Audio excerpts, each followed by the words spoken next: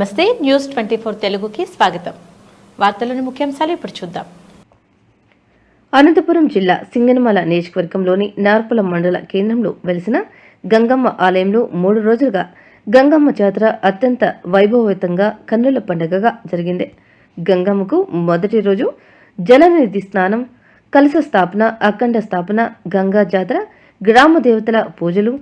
రెండవ రోజు 9 మంది పురుషులు ఒక్క పొద్దులు ఉండట, పొంగువాలి యాగం, సాయంత్రం సమీ వృక్షం దగ్గర ఒక్క పొద్దులు విడిచుట, గంగా కాటమ్మరాజు కథ చెప్పుట, మూడవ రోజు వేకువజామున పోలేటి యాగము చేయుట, అమ్మవారికి గ్రామ బోనాలు సమర్పించుట తదితర కార్యక్రమాలు జరిగాయి.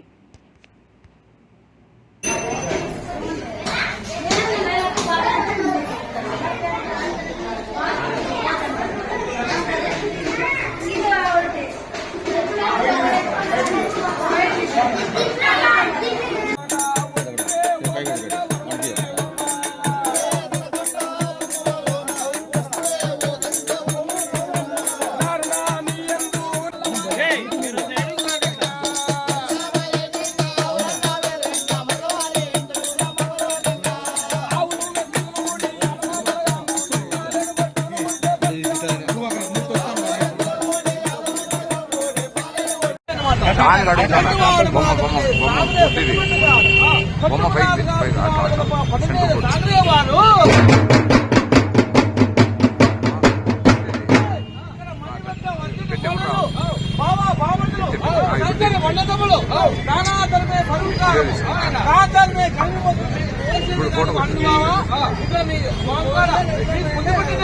దానాధర్మ శైలన్నమాట.